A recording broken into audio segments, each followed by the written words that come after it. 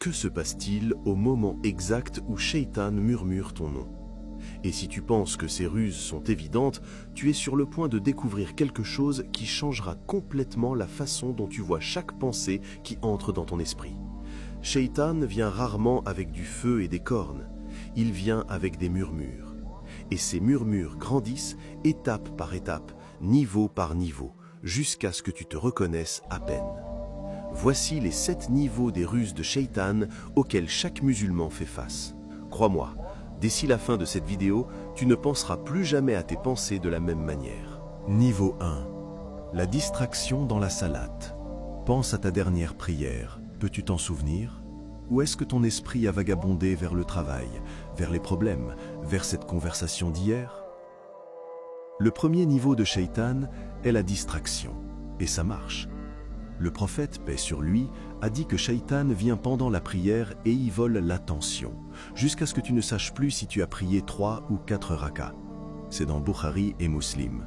Tu te tiens devant Allah, désirant la proximité, mais tu te sens plus loin que lorsque tu as commencé. Ce n'est pas ta faiblesse, c'est sa première ruse qui fonctionne parfaitement. Parce qu'une prière sans présence est un corps qui fait des mouvements alors que le cœur reste absent. Et une fois que tes prières deviennent mécaniques, une fois qu'elles perdent leur douceur, c'est là que le niveau 2 devient sans effort pour lui. Niveau 2. Retarder l'obéissance. Après t'avoir distrait dans la prière, Shaitan passe au niveau 2. Prie plus tard, tu es occupé. Allah comprend. Le Coran nous avertit dans la sourate An-Nisa, verset 142. En effet, les hypocrites pensent tromper Allah, mais c'est lui qui les trompe. Et quand ils se lèvent pour la prière, ils se lèvent paresseusement. Demande-toi, quelle est mon expérience? La personne qui se précipite vers la prière ou celle qui trouve toujours une excuse pour retarder? La prière qui ancrait autrefois ta journée devient quelque chose que tu cases entre 2 distractions. Avant que tu n'en t'en rendes compte, tu regroupes les prières par paresse et non par nécessité. Niveau 3. Normaliser le péché. C'est ici que les choses deviennent dangereuses. Une fois que tu retardes tes obligations, Shaitan fait en sorte que le péché semble normal. Ce n'est pas si grave, tout le monde le fait. Allah est pardonneur. Le Coran expose cela dans la sourate Al-Baqarah, verset 268. Shaitan vous menace de pauvreté et vous commande l'immoralité. Il fait paraître le péché raisonnable, voire nécessaire. Regarde comment cela fonctionne. Tu sautes une prière, puis 2. Puis cela devient un islam du week-end seulement. Ce petit compromis devient ta nouvelle norme. Tu défends des actions qui te faisaient autrefois te sentir coupable. Tu commences à mentionner la miséricorde d'Allah plus que sa justice, non pas par espoir, mais comme un ticket d'autorisation pour le compromis. La culpabilité qui te protégeait autrefois est alors renommée comme étant trop stricte.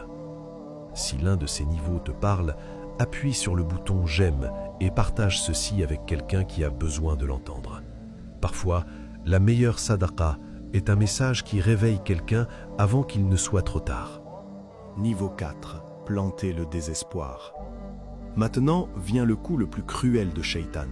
Après t'avoir conduit au péché, il murmure « Tu as trop péché, Allah ne te pardonnera pas, tu es allé trop loin. » Mais Allah nous dit dans la sourate Az-Zumar, verset 53, « Dis, ô mes serviteurs qui ont commis des excès à leur propre détriment, ne désespérez pas de la miséricorde d'Allah.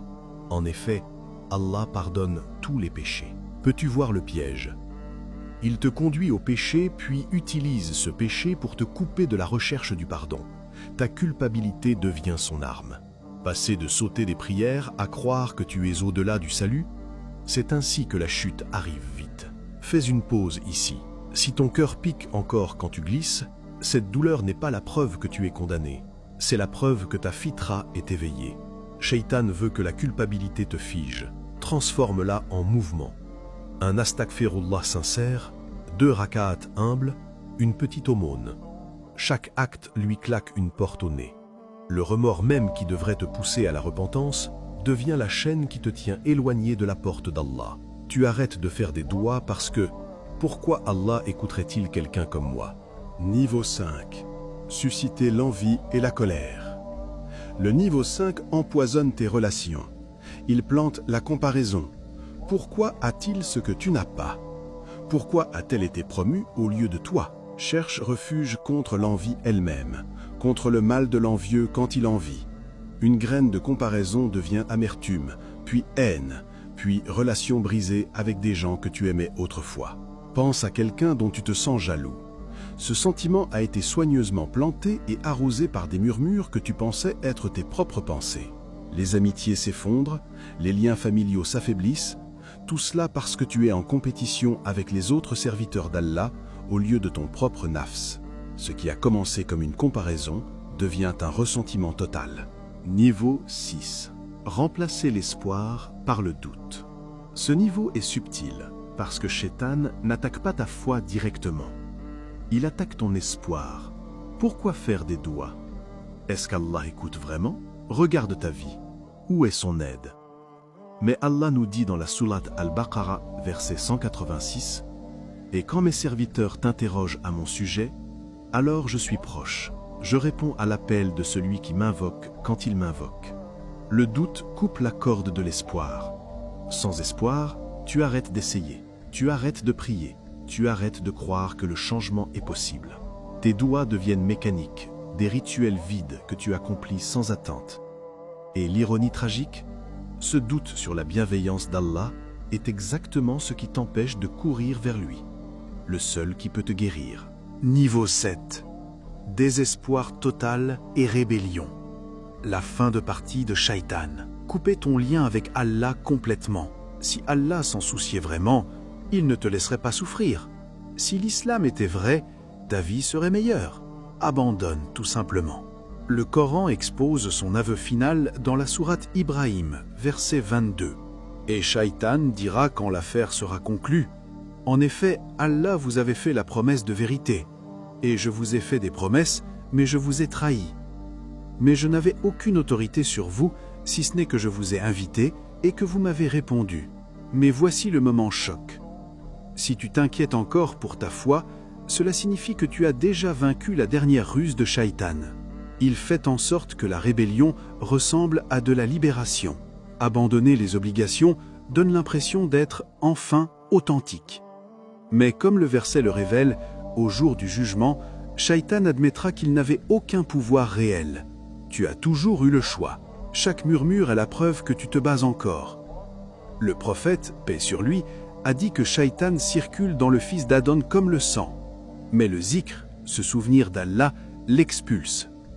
Ta résistance n'est pas une faiblesse, c'est la preuve de ta foi.